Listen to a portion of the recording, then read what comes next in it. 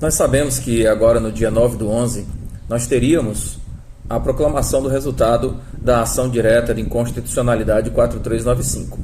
Para nossa surpresa, pela 8ª vez que já tinha sido marcado, o julgamento ele não foi finalizado, não foi proclamado o resultado, só que dessa vez com um ingrediente um pouco diferente das outras vezes que ele foi retirado da pauta do julgamento. Agora, a dúvida que paira sobre o resultado desse julgamento é se o ministro Marco Aurélio efetivamente votou nas duas situações que estavam sendo tratadas dentro do julgamento da ação direta de inconstitucionalidade 4395. A primeira situação era se era ou não constitucional o fundo rural, né? A cobrança do fundo rural. E tinha sido decidido que sim. Aliás, o tema 669, já de um bom tempo, já traz esse posicionamento do próprio STF. E a outra situação era a inconstitucionalidade da subrogação nas aquisições das pessoas jurídicas e da pessoa física intermediário, nas aquisições de produção rural de origem animal ou vegetal, de produção própria, claro, né, do produtor rural pessoa física. A intenção da Associação Brasileira de Frigorífico era tentar a inconstitucionalidade, né, a declaração pelo STF da inconstitucionalidade do artigo 30, inciso 4 da Lei 8.212 de 91, o que traria um impacto também ao artigo 30, inciso 11 da Lei 8.212 de 91, que trata da subrogação de pessoas físicas que não são produtores rurais, mas que compram de produtor rural para revender no varejo. Então, era isso que estava se tentando com esse julgamento. Infelizmente, mais uma vez, a decisão foi agora um pouco mais contundente, que é retirar da pauta de julgamento para que fosse decidido se realmente o ministro Marco Aurélio teria votado nas duas situações ou somente uma. No entendimento do ministro Dias Toffoli, como o ministro Marco Aurélio votou pela inconstitucionalidade do artigo 25 da Lei 8.212 de 91, que é o artigo que traz a substituição da contribuição previdenciária patronal, que seria calculado sobre a folha de pagamento para a comercialização da produção, entende o ministro Dias Toffoli que nesse caso, óbvio, que já estaria também estando tratado ali, que a subrogação também seria inconstitucional.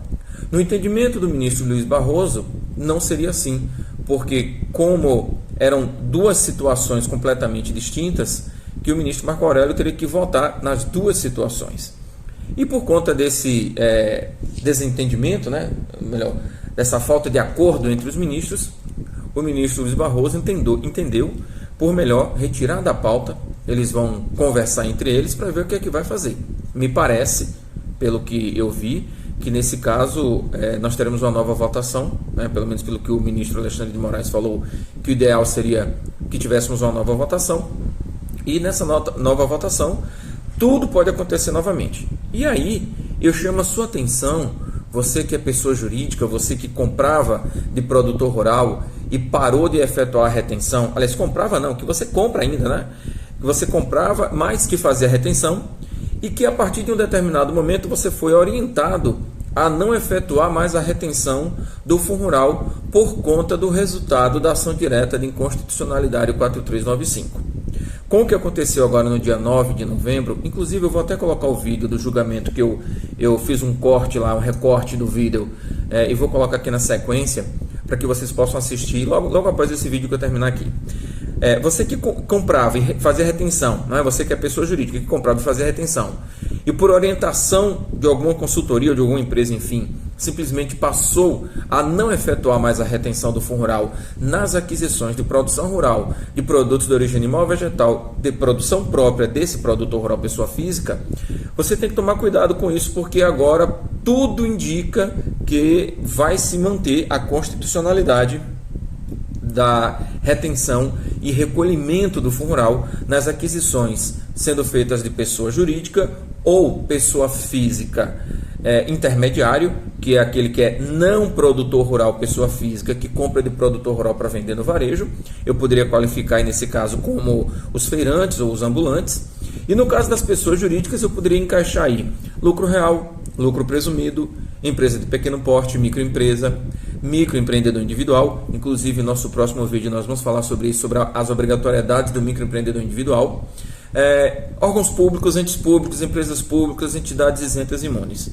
O fato é que a Instrução Normativa 2110 de 2022, no artigo 159, parágrafo 6º, determina que, nas operações de comercialização com pessoa jurídica, a obrigação da pessoa jurídica em efetuar a retenção ela é superior à obrigação do produtor rural efetuar o recolhimento da sua contribuição previdenciária. Isso quer dizer, então, conforme está previsto lá no parágrafo 8º dessa Instrução Normativa 2110 de 2022, em seu artigo 159, que se a pessoa jurídica adquirente, subrogada na obrigação de reter e recolher, não faz, não retém e recolhe, o que é que vai acontecer? E ela fica devendo para o governo. Então, o risco que a sua empresa nesse momento corre, ou que seu escritório de contabilidade, que orientou algum cliente seu a não efetuar a retenção, é simplesmente que você pode constituir ali um passivo, né, um débito para essa empresa, para essa pessoa jurídica, melhor dizendo, porque pode ser um ente público, pode ser um isento ou imune, para pagar para o governo futuramente.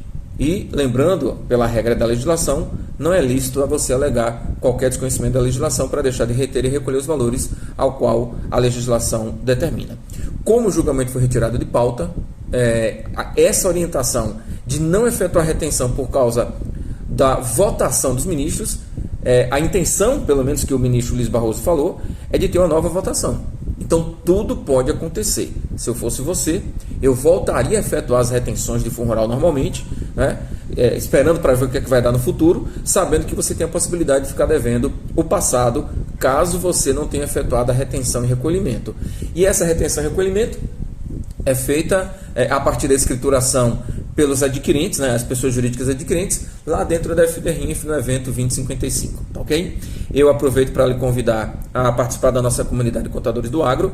O link está na bio do nosso Instagram ou na descrição do nosso canal do YouTube. E eu vou colocar aqui também o meu número do WhatsApp, caso você esteja nos assistindo por outra rede social, que não seja essas, e que queira participar do nosso grupo Comunidade de Contadores do Agro.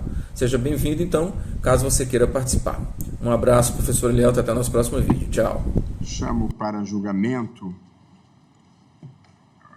para conclusão de julgamento, a ação direta de constitucionalidade número 4395, procedente do Distrito Federal, da relatoria do ministro Gilmar Mendes, sendo requerente a Associação Brasileira de Frigoríficos, a Abrafrigo, interessados o Presidente da República e o Congresso Nacional, com diversos votos,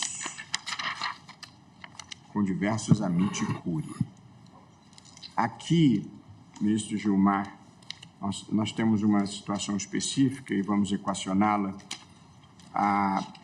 Discute-se aqui a constitucionalidade de dispositivos que tratam da contribuição sobre a comercialização da produção do empregador rural pessoa física e da responsabilidade tributária por subrogação da empresa ou cooperativa adquirente, consumidora ou consignatária de sua produção, nas redações anteriores e posteriores à emenda constitucional número 20 de 1998.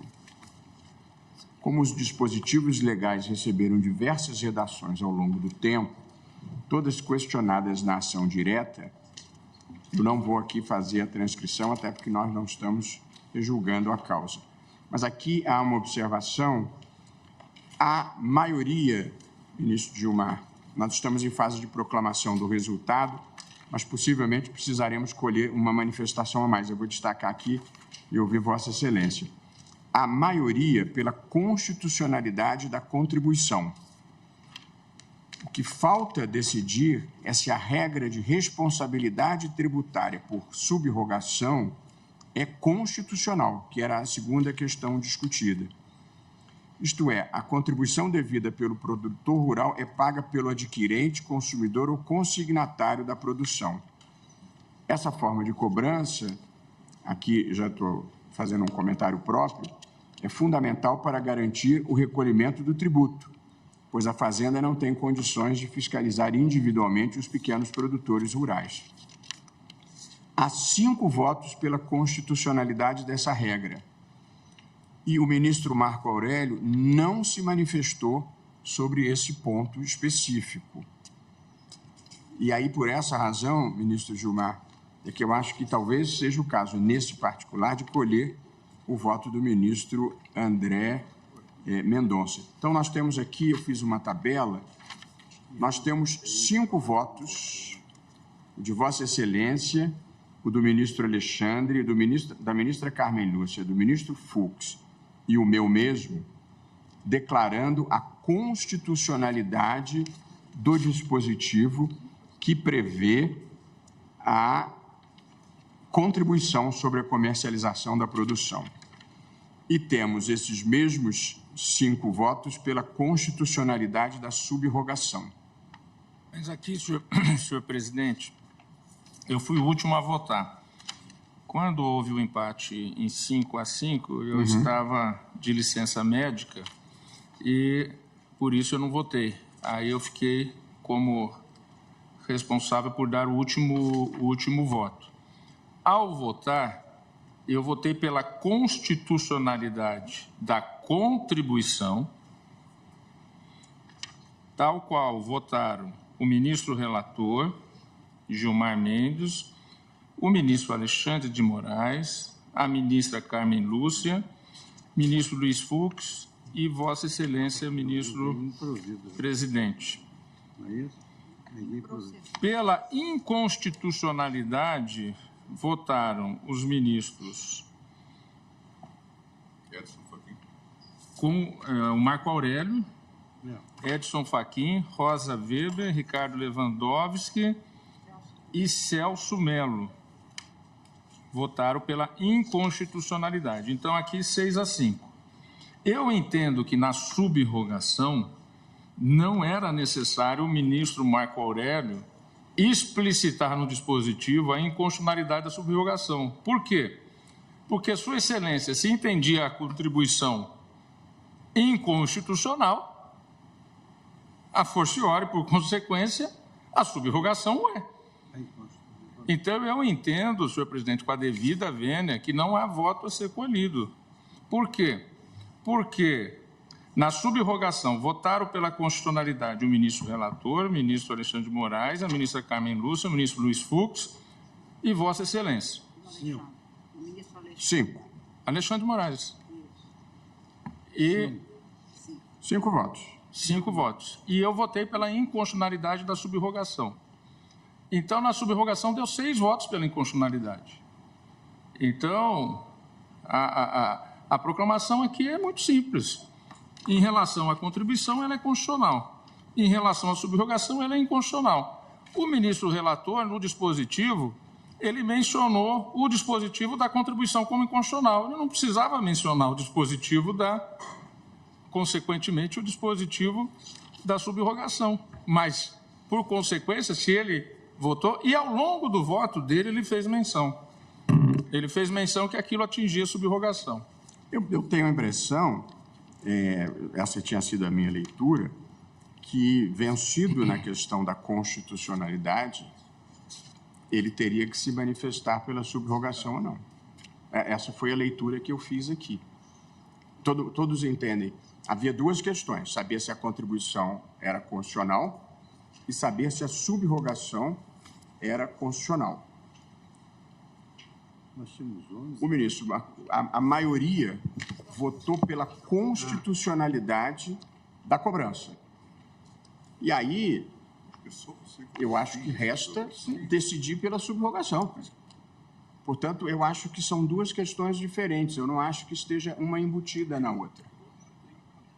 De que, se o ministro Marco Aurélio votou pela inconstitucionalidade da contribuição, por consequência, ele não precisava se manifestar especificamente sobre a sub-rogação, porque, por consequência lógica, a sub-rogação era inconstitucional. Mas veja, havia 2 questões: a constitucionalidade da cobrança e a constitucionalidade da sub-rogação. Ele ficou vencido relativamente à constitucionalidade da cobrança. E, consequentemente, eu acho que caberia a ele, vencido neste ponto, votar na segunda questão. Quer dizer, para ele não faria sentido de imediato votar nas 2. Mas, vencido em uma, eu acho que caberia a ele votar na outra. Gostaria que tirássemos de pauta para conversarmos isso reservadamente. A questão de fato no voto, que é um voto do ministro Marco Aurélio é bastante curto, invocando inclusive votos anteriores.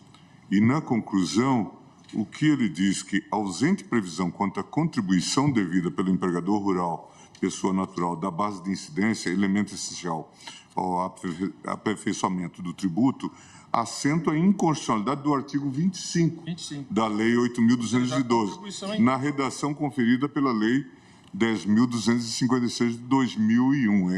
E nada fala sobre o 34, que é o que cuida, e foi questionado. Quer dizer, os dois foram impugnados.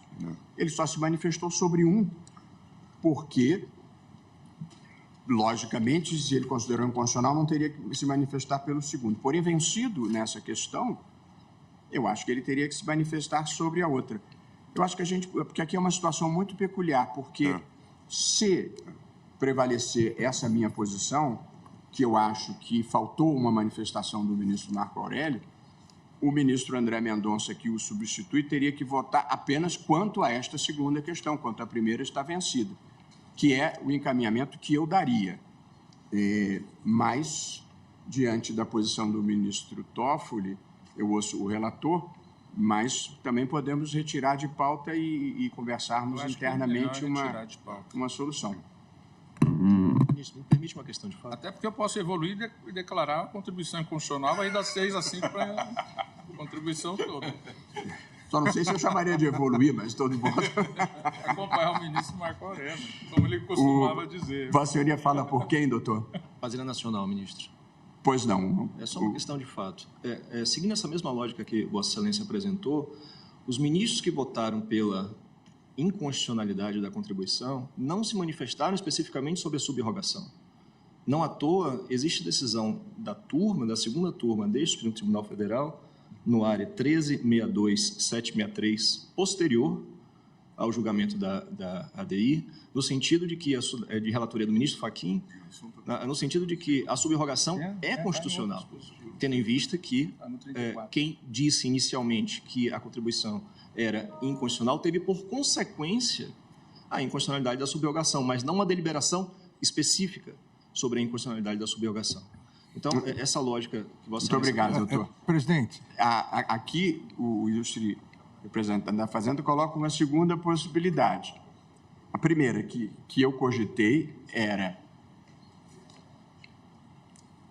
como o ministro Marco Aurélio não votou, votar o ministro André nessa questão específica, possibilidade 1.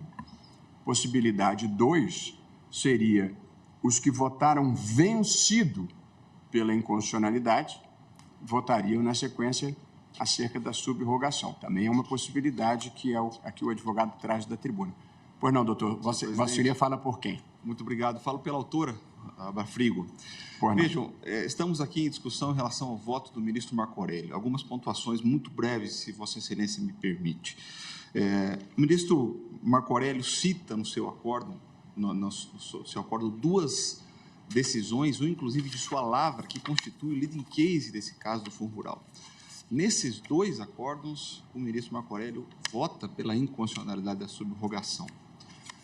Não há dúvida, nesse caso, de que se o ministro Marco Aurélio pretendesse trazer à discussão o voto que proferiu numa decisão monocrática sua, ele teria trazido. O ônus argumentativo deveria ser, a rigor, que é nos parecer muito mais intenso.